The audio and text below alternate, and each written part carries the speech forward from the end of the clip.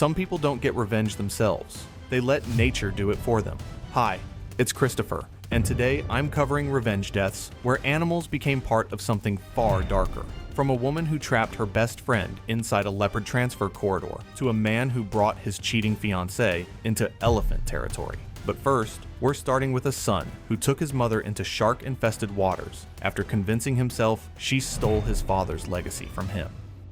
It was June 14th, 2018, on a private boat moving through the warm, shallow waters of the Florida Keys. The sky was clear and the sea was calm. Very few other boats were visible nearby. Raymond Valliere had spent 30 years building one of the most respected fishing charter companies in the Florida Keys. He planned to eventually leave the business to his only son, Aspen, but Raymond died from cancer before those arrangements were finalized, and the problems inside the family became obvious almost immediately. Aspen had never shown much interest in the company. He drifted between jobs, wasted money, and lacked the discipline needed to manage a business. His mother, Regina, kept control of the company herself, and with help from her new husband, the business became even more successful. Over time, portions of the estate were legally transferred to Regina and her husband's side of the family. When Aspen learned how much had changed, he confronted Regina. She admitted she no longer trusted him with the company and told him he needed to get his life together before expecting responsibility. Aspen left convinced his father's legacy had been taken from him. Over the next several years, he became increasingly bitter and isolated. Friends later said he constantly blamed Regina for ruining his future. By 2018, he was heavily in debt. Collection notices filled his apartment, lenders threatened legal action, and he spent hours researching inheritance disputes online. He became obsessed with the company again, and started telling people nothing would ever belong to him while his mother was still alive. Eventually, he suggested a reconciliation trip. He bought drinks for Regina during the outing, and tried to make the day appear peaceful. He steered the boat into waters near parts of the Keys, where fishermen often cleaned catches and discarded remains overboard, areas known to attract bull sharks. During the trip, the conversation turned back to the inheritance and quickly became hostile. Then, Aspen shoved Regina overboard. She struck a metal bracket attached to the side of the boat during the fall, cutting deeply into her side before hitting the water. She surfaced panicked and disoriented. She was not a strong swimmer, and the alcohol made it harder for her to stay afloat. Blood spread through the water around her. I keep thinking about how long she must have waited for him to help her, even after the shove, even after realizing what he had done. Several minutes later, a bull shark appeared nearby.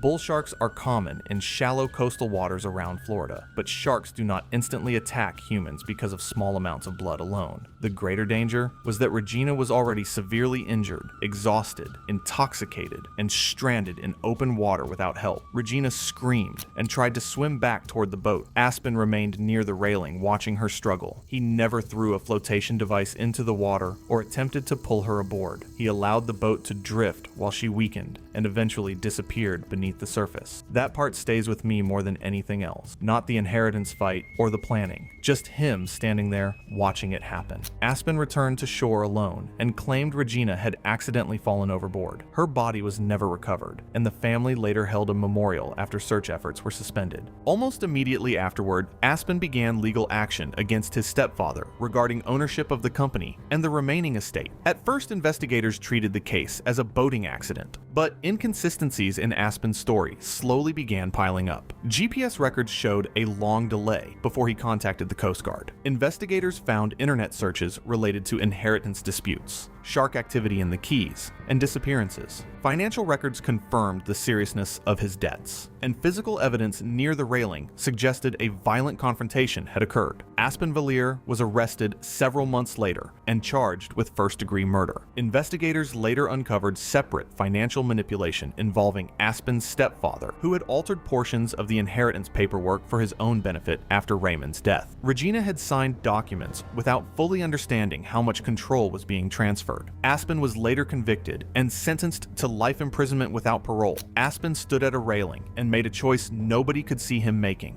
The next case I found happened in a corridor that lasted only seconds. And the person who made the choice was someone Brittany had trusted her entire life. That one took me a long time to sit with. It was the 25th of May, 2018, when Madison and Brittany arrived at a privately owned wildlife rescue park known for keeping rescued exotic animals, including a captive leopard. The aging facility sat beside a rural highway and had faced ongoing criticism for understaffing and weak safety procedures. Madison, 29, and Brittany, 28, had grown up together in the same struggling neighborhood and remained inseparable into adulthood. After high school, they worked together at a supermarket and trusted each other completely. Madison dreamed of becoming a nurse, while Brittany constantly encouraged her. Eventually, Madison earned acceptance into an overseas nursing program. The acceptance email arrived while both women were eating dinner together. Brittany hugged her and helped organize travel documents. Secretly, however, jealousy had already consumed her. Because they shared access to each other's devices, Brittany later deleted emails from the nursing school and hid deadline notices. By the time Madison contacted the school herself, the deadline had passed, and her place had already been given to another student. I want to sit with that for a second. She sat across the dinner table, hugged her, helped her pack, and then went home and deleted the emails. That is not a moment of weakness. That is a plan. Years later, Brittany unexpectedly reconnected with Madison, apologizing for losing touch. She had deleted those emails and then shown up years later acting like nothing had happened. Near the end of the trip, Madison suggested visiting the wildlife rescue park. During a behind-the-scenes tour,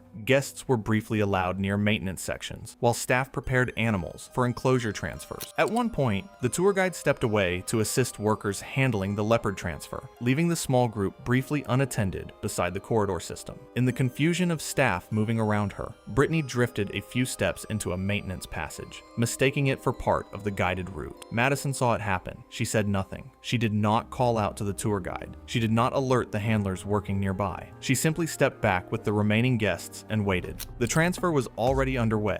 Handlers were operating on a tight rotation and had not completed a proper corridor clearance check, a shortcut the understaffed facility had normalized over time. With the tour group appearing to have moved on, they proceeded. The leopard, already agitated by the disruption of the transfer, entered the connected passage within moments. Brittany's screams lasted only seconds before workers realized something had gone wrong. Emergency alarms were triggered, but by the time staff reached her, she was dead. Authorities immediately focused on Madison because she was the last person seen near Brittany before the group moved on. Investigators grew suspicious after uncovering the nursing school sabotage, which established both motive and a prior pattern of deliberate concealment. Madison maintained she had simply not noticed Brittany wander off. The park's systemic safety failures and the absence of any direct physical evidence gave prosecutors little to work with. No murder conviction was secured. Aspen stood at a railing and made a choice nobody could see him making. This next one, I read it 3 times before I fully understood what Lucas had actually done. It was 14th October 2017, inside a massive private game reserve near the border of Botswana and South Africa, where dry grasslands stretched for miles beneath fading sunlight and isolated dirt roads cut through remote wilderness far from ranger stations. Lucas Dela Cruz was 34 and had spent nearly 4 years planning a future with his fiancée, Isabella Santos. Their wedding venue in Cape Town had already been booked for the following spring. What Isabella never realized was that Lucas had discovered her affair months earlier after seeing messages from his employer on her phone. Over time, he confirmed she had secretly been involved with his boss for months. The discovery devastated him emotionally, but exposing the affair threatened both his career and financial stability. Instead, Lucas buried his anger beneath forced normality, while resentment quietly grew.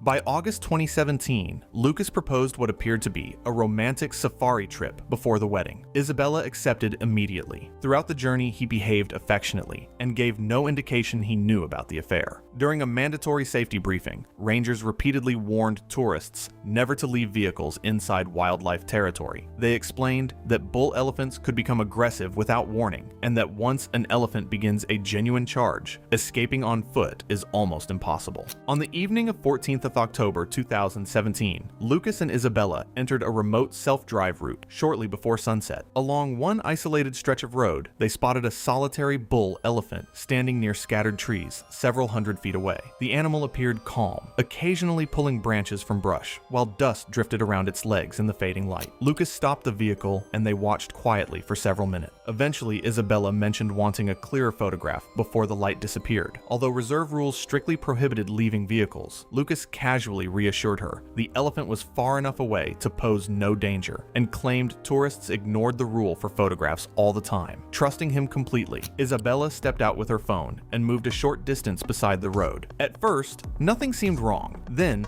the bull slowly lifted its head and turned toward her. Its ears spread outward as it began moving in her direction with deliberate steps. Nervous, Isabella immediately started backing toward the vehicle. Inside the driver's seat, Lucas remained motionless for several critical seconds as months of humiliation and suppressed anger overwhelmed him. Those few seconds where he sat there and made his decision while she was running and screaming his name. I don't think I'll ever fully get there in my head. The elephant suddenly accelerated into a full charge, covering ground with terrifying speed, while dust exploded beneath its weight. Isabella panicked and ran toward the vehicle, screaming for Lucas to help her. Instead of driving toward her immediately, Lucas hesitated and reversed unevenly as the elephant rapidly closed the distance. Isabella stumbled near the roadside gravel only moments before reaching the vehicle. The elephant struck her with enough force to throw her violently aside before crushing her against the ground with its tusks and massive head. The attack caused catastrophic injuries almost instantly, while the elephant continued thrashing the area around her.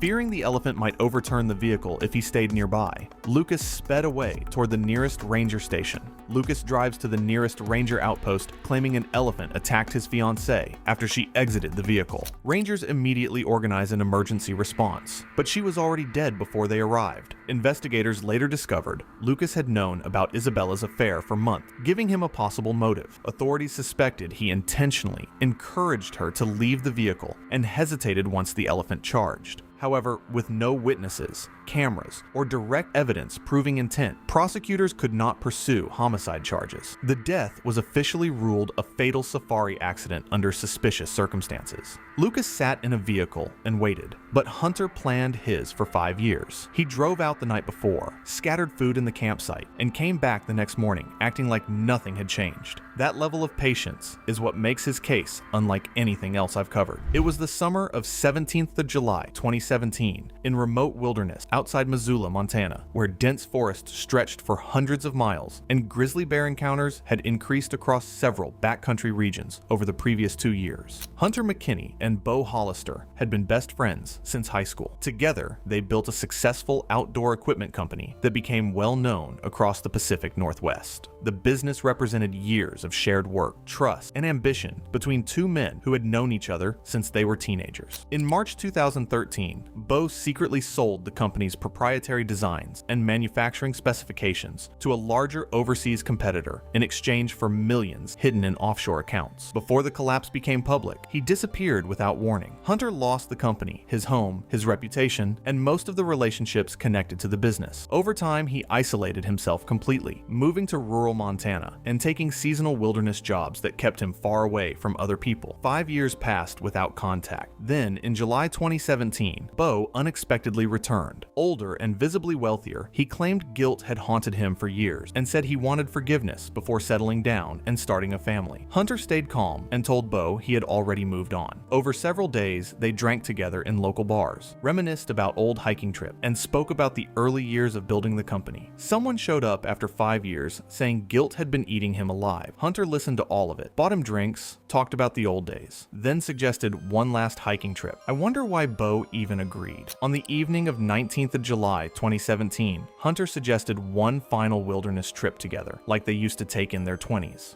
Bo agreed, believing the invitation was genuine. Unknown to him, Hunter intentionally chose a remote trail trail system with documented recent grizzly activity. The night before they left, hunters secretly drove ahead and scattered cooking grease residue and food scraps around an abandoned campsite they planned to reach the following day, leaving behind strong lingering odors capable of attracting wildlife. The hike began early on 20th of July 2017. Hunter acted relaxed and friendly throughout the first day. By the second afternoon, they reached the abandoned campsite deep in the forest. Hunter told Bo he was going ahead briefly to check the trail. Instead, he quietly left with the emergency radio and most of the shared supplies, continuing down the trail alone. Bo waited for hours as darkness settled across the wilderness. Grizzly bears possess an exceptional sense of smell and aggressively investigate food odors during summer feeding periods before winter hibernation. As night fell, a large grizzly approached the campsite, investigating the scent left around the area. Panicked, Bo attempted to move through the woods away from the campsite. The startled bear reacted aggressively at close range and attacked. The mauling caused catastrophic injuries to his torso, arms, and legs. Bo managed to crawl a short distance away, but eventually collapsed from blood loss and exposure in the darkness. Hunter returned to civilization 2 days later, on 22nd July 2017, and arrived at a ranger station exhausted, claiming he and Bo had separated after an argument during the hike. Search teams later discovered Bo's remains near the abandoned campsite. Investigators became suspicious after uncovering the history of the destroyed business partnership and Hunter's deliberate choice of hiking route. However, because the region was already known for dangerous bear activity and no physical evidence directly connected Hunter to the attack setup, prosecutors could not conclusively prove murder. The case remained unresolved, and Hunter eventually disappeared back into the isolation of the Montana wilderness. Hunter walked away from what he built for 5 years, and prosecutors couldn't touch him. The next case I found was quite unsettling. It happened in Minot on a failing boat at sunset, and investigators argued about it for years afterward. It was March 3rd, 2018, on an isolated stretch of river in northern Queensland, Australia, beside remote wetlands known for crocodile activity during certain seasons. The area was sparsely populated, with narrow river channels used mostly by fishermen and nearby landowners. Zoe Caldwell was 34 years old and trying to rebuild her life after a brutal divorce. Her ex-husband, Ezra Caldwell, had used expensive lawyers during the custody battle over their 8-year-old daughter and accused Zoe of instability and reckless behavior throughout the proceeding. The allegations damaged her reputation, cost her friendships, and helped Ezra gain primary custody. By the end of the divorce, Zoe had lost her home, most of her savings to legal fees, and nearly all contact with the social circle they once shared. The only major asset still connecting them was a neglected riverside property jointly owned during the marriage. Developers had recently shown interest in buying the land as tourism projects slowly expanded through northern Queensland. Ezra repeatedly pressured Zoe to sign away her remaining ownership share so the sale could move forward. Friends and relatives later confirmed their relationship had become openly hostile, especially regarding custody and money. And I want you to understand what Zoe had already lost before that day even started. Her daughter, her home, her savings. The only thing she had left was that property. On the morning of March 3rd, they traveled together to inspect the property before final paperwork could proceed. Witnesses later recalled visible tension between them before they even left town. Throughout the day, they argued repeatedly about their daughter, the divorce, and the property sale. To reach the main road before dark, they used a small aluminum motorboat kept near the property for crossing the river channels. Investigators later described the boat as old, unstable, and poorly maintained. Near sunset, the engine began sputtering and eventually stalled while they drifted through a narrow section of river bordered by reeds and mangroves. As Ezra attempted to restart the motor, the argument escalated again. Zoe later claimed Ezra became aggressive and grabbed her arm during the confrontation. Investigators documented bruising consistent with a forceful grip, though they could not determine exactly when it happened. The boat rocked sharply as Ezra shifted his weight near the edge while pulling the starter cord. Zoe said she panicked when he grabbed her and instinctively shoved him away to free herself. Ezra lost balance and fell backward into the river. The splash triggered immediate movement nearby. Saltwater crocodiles are ambush predators, known to investigate violent disturbances in the water, especially near dusk. Ezra surfaced, shouting and trying to grab the side of the boat before a large crocodile lunged from the water and clamped onto his leg. Zoe later told investigators she heard him scream once before the crocodile rolled violently and dragged him beneath the surface. For several seconds, the water churned with mud and foam before going still again.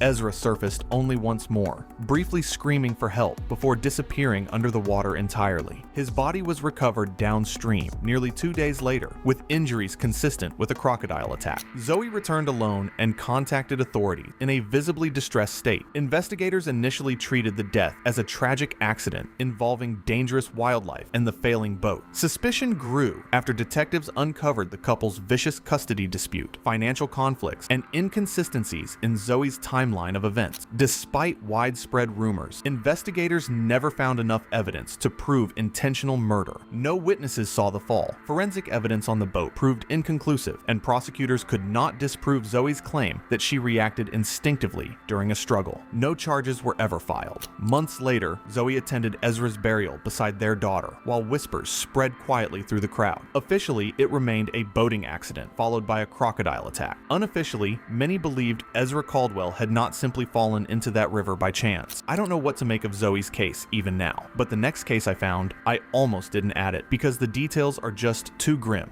It was 11th of October 2017 on isolated farmland outside Wichita Falls, where cattle land bordered winding creek beds, dense woodland, and gravel roads disappearing beyond the county limit. Cody McGraw was a 42-year-old cattle farmer whose family had owned the land since after World War II. His grandfather built the farmhouse by hand and raised cattle across nearly 200 acres. Cody inherited the property from his father and intended to leave it to his own son someday. Travis Walker was a wealthy businessman who later became mayor. For years, he quietly purchased farmland across the county as rumors spread about future highway expansion and luxury housing developments outside Wichita Falls. Walker believed the McGraw property sat directly in the path of future development and repeatedly tried buying it from Cody, who refused every offer. After Walker won the mayoral election in 2014, pressure on Cody steadily increased. County inspectors repeatedly cited his ranch for drainage problems, fencing violations, livestock permit issues, and environmental complaints neighboring ranches somehow avoided. Cattle contracts disappeared, and a local bank rejected Cody's refinancing application after anonymous complaints questioned the ranch's financial stability. By mid-2015, Cody was drowning in legal fees, penalties, and debt. His wife Linda left to stay with relatives in Fort Worth, and friends said Cody became withdrawn, angry, and isolated. By early 2018, most of the property was seized through foreclosure, and bulldozers began clearing fields where the McGraw family had raised cattle for generations. Over the following year, Cody deteriorated further.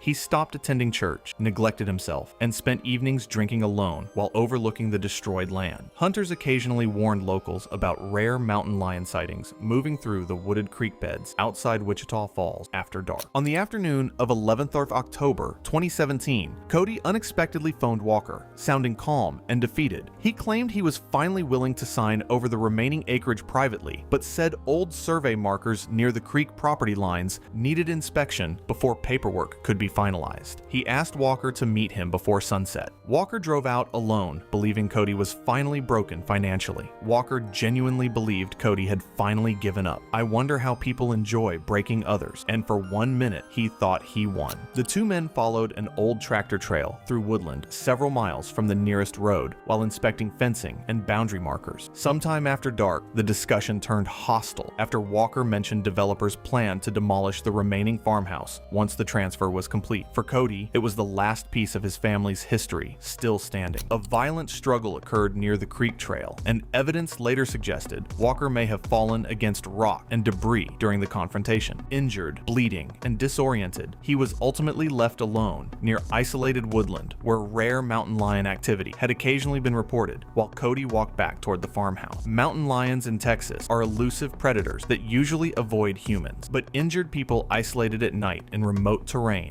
could still face serious danger from predators or scavenging wildlife drawn toward blood and movement. Walker was never seen alive again. On 22nd of April 2018, two hunters searching woodland near the creek discovered scattered human remains, partially hidden beneath leaves and loose soil. Investigators recovered torn clothing, fragments of Walker's damaged watch, and a heavily water-damaged phone hidden near the old tractor trail. GPS data extracted from the device placed Walker's final movements directly on Cody's remaining property during the night of 11th October 2017. Several months later, authorities arrested Cody McGraw on suspicion of manslaughter after investigators discovered inconsistencies in his statements about the night Walker disappeared. Cody called Walker and invited him out there. Priya never invited Rajiv anywhere. He showed up at her door drunk and furious and walked into something she had been keeping secret for years. The last case is the one I keep going back and forth on the most. I'm still not entirely sure what I believe. It was 18th of September 2018 in an aging apartment complex in Kolkata where stained ceilings, flickering hallway lights, and rusted stair rails reflected years of neglect. Priya Nair, 32, and had lived there nearly 3 years because it was one of the few places she could still afford after losing her previous job. The building belonged to Rajiv Malhotra, a heavy-set 50-year-old landlord known for intimidating tenants who fell behind on rent. Complaints against him rarely went anywhere because of his municipal connections and relatives within the local police system. After Priya rejected several inappropriate comments from him, Rajiv became openly hostile. He repeatedly shut off power to her apartment without warning and once entered her unit while she was supposed to be at work. Priya filed complaints with housing authorities and police, but nothing serious happened. Unknown to the rest of the building, Priya secretly kept Snake inside a concealed maintenance room connected to her bathroom behind hidden shelving. Reptiles had fascinated her since childhood, and after briefly working with a licensed reptile rescue service years earlier, she quietly began supplying rare snakes to illegal collectors. Inside the hidden room sat a locked enclosure containing a highly venomous Indian cobra kept without permits. Shortly after 11 p.m. on 18th of September 2018, Rajiv arrived outside her apartment drunk and furious after shutting off her electricity earlier that day. He pounded on the door, demanding she leave the building by morning. For the first time in months, Priya argued back openly, exhausted by the harassment and intimidation. Terrified during the confrontation, Priya backed toward the concealed storage entrance and pulled the shelving aside. Rajiv froze when he saw cages lining the hidden room beyond the wall. As the shouting escalated, he stumbled aggressively inside the cramped apartment and slammed into the shelving near the entrance. The impact knocked Cobra enclosure from its stand onto the floor, cracking part of the lid loose. The Cobra emerged into the dark apartment. Rajiv panicked and stumbled backward, trying to escape. In the darkness, he knocked over a standing lamp, crashed into stacked furniture, and nearly slipped on broken glass. The apartment had almost no visibility because the electricity remained cut off, leaving only faint streetlight through the curtains. Disoriented and breathing heavily from intoxication and panic, Rajiv reached blindly against the wall while moving toward the entrance. The sudden movement triggered the Cobra's defensive response, and here's the part I could never fully resolve. Did Priya reveal the hidden room, knowing exactly what might happen, or was she simply cornered and acting out of fear? Moments later, the Cobra struck his forearm once before recoiling beneath nearby furniture. Rajiv yelled and grabbed his arm, but initially did not fully understand what had happened amid the confusion.